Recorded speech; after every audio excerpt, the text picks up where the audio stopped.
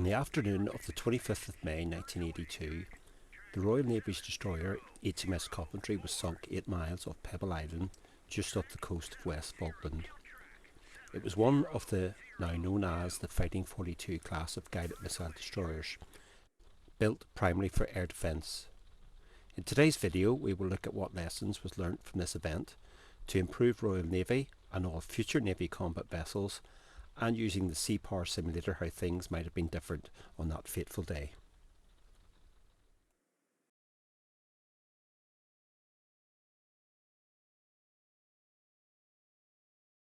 Earlier on the 2nd of April 1982, the Falkland Islands were invaded by Argentinian forces. In response, the UK sent a naval task force to retake the islands. There were a number of challenges to this operation. The Royal Navy had been subjected to numerous financial cuts to the point where there were many in the international community thought it lost the ability to project naval and air power to retake the islands. One particular aspect that the cuts had inflicted was the task force had no airborne early warning (AEW). This meant it could not see beyond the radar horizon and thus had limited capability of warning of low-level air attacks. The Type 42s with their long-distance radar would have to be pushed forward to try and mitigate this issue. So how did this gap come about? In 1978 the Navy had retired the Ferry Gannet without providing a direct replacement. The Gannet had provided AEW for the Royal Navy's carriers like HMS Ark Royal up to this point. In the 1970s Ark Royal was decommissioned and the AEW aircraft were retired as well. The assumption at the time was that AEW cover could be provided by land-based RAF aircraft such as the Shackleton AEW.2 or by NATO assets in a Cold War scenario. This theory did not work when travelling to the southern hemisphere. So during the Falklands conflict, the Royal Navy's lack of organic AEW aircraft left the fleet vulnerable to low-level Argentinian air attacks, particularly from Exocet armed Super Étendards and fast, low-flying A4 Skyhawks. The surface fleet was exposed. Without a dedicated air defence ship like the current Type 45 destroyer, older vessels like the Type 42 had to fill the gap.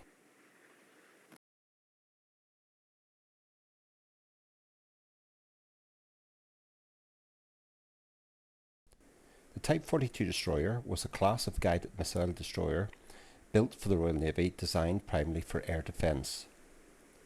Developed in the 1960s and entering service in the 1970s, these ships played a crucial role in fleet protection, particularly against air threats.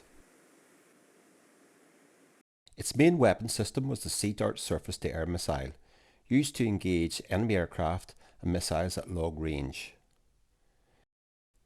The Sea Dart missile system had a maximum range of approximately 50 miles, although effective engagement distances varied depending on the target's altitude and speed. The missile was designed primarily for medium to long range air defence, capable of intercepting high-altitude bombers and fast-moving aircraft. However, it was less effective against low-flying targets due to radar horizon limitations. It was equipped with a Type 965 long-range air-surface radar which provided early warning of incoming aircraft and missile threats.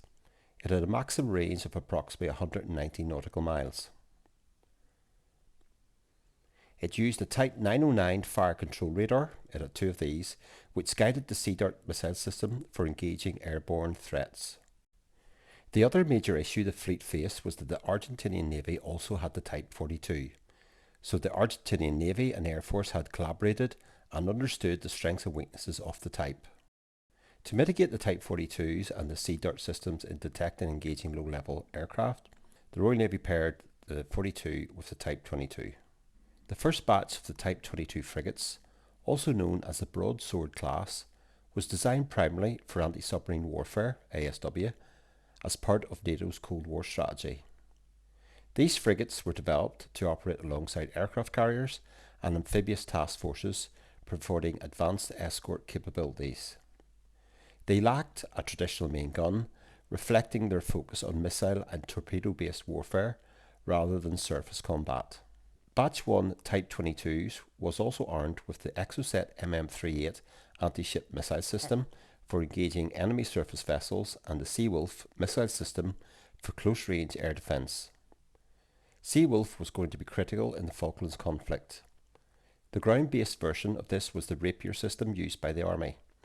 The expectation on the Rapier system was very high for protecting the landing area. Neither the Type 22 or Type 42 were completely suited to air defence, but together the Royal Navy hoped it would be an effective solution.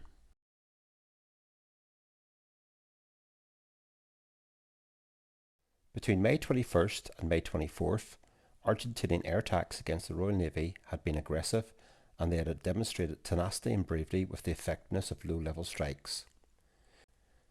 After the landings in San Carlos waters, the Argentinian Air Force launched repeated attacks on Royal Navy ships, in what became known as Bomb Alley. Despite fierce British air defences, several ships were hit. On May 21st, HMS Ardent was badly damaged by multiple bomb hits and later sank.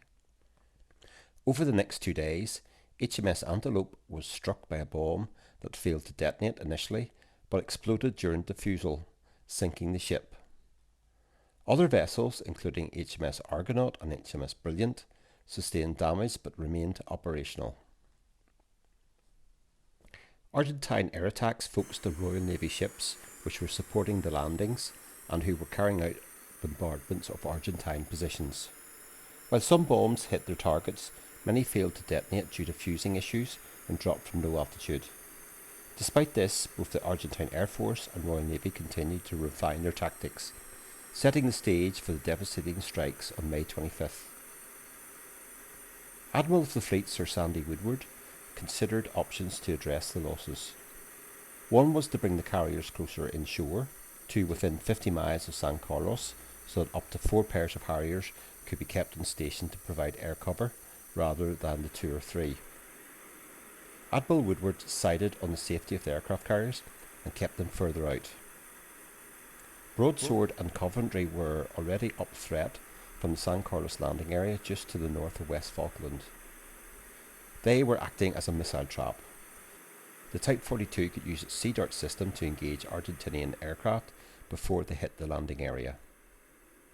Coventry's captain, David Hardike, had offered an option to take a ship further west, clear of the islands, to give the 965 radar a better chance of picking up the incoming aircraft from Argentina. But this was rejected, as if the ships got damaged, help was further away.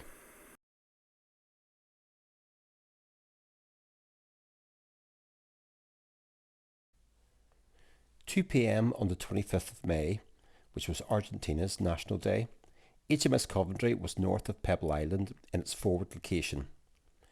So far the plan had worked. Coventry was in high spirits as its Sea Dart system had so far successfully engaged 2 A4 Skyhawks and 1 Aeromache MB339. After this, Captain Hardike debated whether to move from this location, as he realised he may become the target rather than San Carlos water.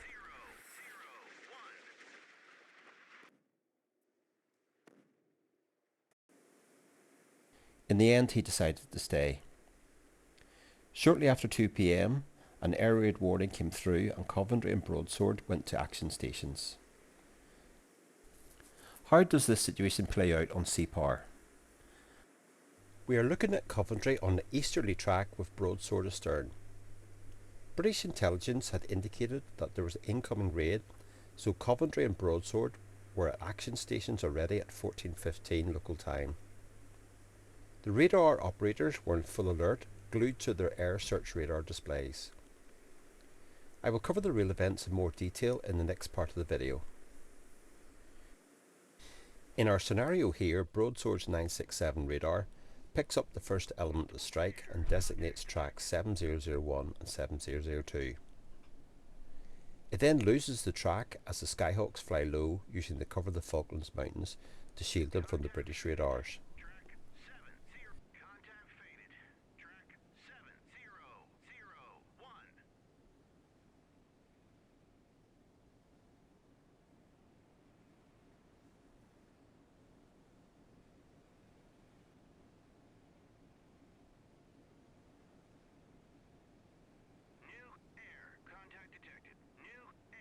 The second element of the strike is now detected, again by Broadsword's 967 radar, designated 7003 and 7004.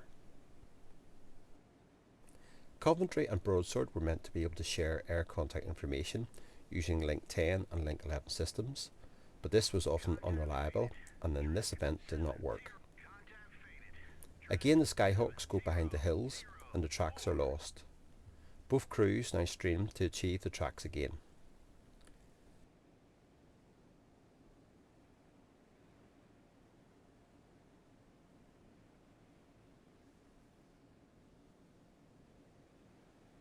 (7001) and 7002 now reappear, flying in close formation almost like one unit, which in real life caused the Seawolf software so much trouble.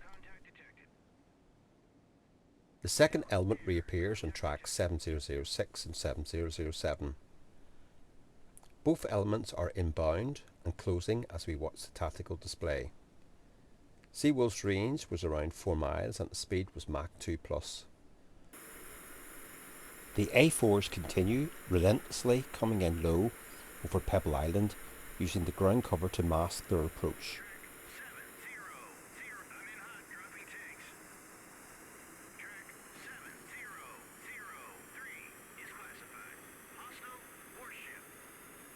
Broadsword's rear launcher locks and engages.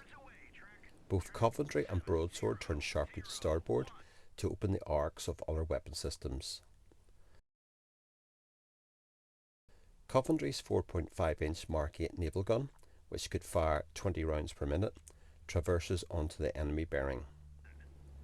First Seawolf fires and hits its target, and a second is fired from the forward launcher.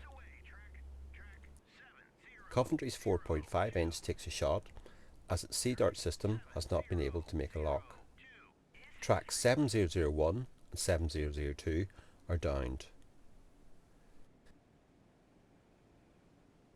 7006 and 7007 are now inbound. Coventry and Broadsword swing back on course to port.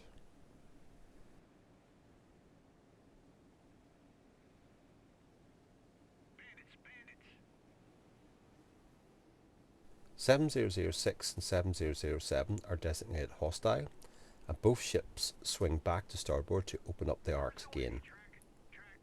Seawolf launches twice again, and this time Sea Dart obtains a solution and launches. Both Sea Dart and Seawolf at equivalent speeds. Sea Dart suited to longer range and higher targets, while Seawolf was more agile and suited for short range engagements. Seawolf takes down both Skyhawks. This shows perfectly how the Type 22, Type 42 should have worked. Unfortunately, real life events were different.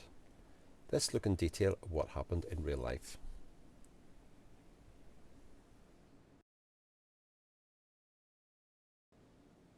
The 4 Argentine A4s were targeting both Coventry and Broadsword as the missile trap had been successful. As the raid approached the ships, Coventry declined assistance from the Harrier cap nearby. The first element attacked Broadsword. Its Seawolf did acquire, however, a known flaw in Broadsword's 967 radar was its tendency to interpret multiple close-range targets as a single contact, proving critical. Seawolf shut down. The only defence for Broadsword was its 40mm Bofors and small arms. The 2 A4s dropped a single bomb each. One missed, the other hit but passed through the ship, starting a small fire without exploding. A close call. The second flight targeted Coventry. There was confusion on board with reports of another raid to the northwest, but this could have been the first aircraft exiting the area. Again, the ships declined assistance from the cap as Seawolf and Sea Dart were active, and there was a risk of a blue-on-blue incident. Sea Dart and Seawolf both had locks on the second set of approaching aircraft, but Sea Dart had probably locked on a ground return from Pebble Island, and the missile fired, passing the attacking aircraft harmlessly. As Coventry had been manoeuvring to counter the attack from the Pebble Island direction and the perceived attack from the northwest, she passed in front of Broadsword, blocking Seawolf. Seawolf could not launch. Coventry's fate lay in the hands of her guns. Unfortunately, the port side sight for the 4.5 inch was giving erroneous elevation data, and it was missing. Its 20mm Oerlikon cannon jammed. Nothing else could be done but to announce brace, brace, brace. Coventry's luck had run out. 3 bombs hit Coventry, eventually sinking her. I would like to pay tribute to the crews of both vessels for their bravery during and after this engagement, and for those who lost their lives.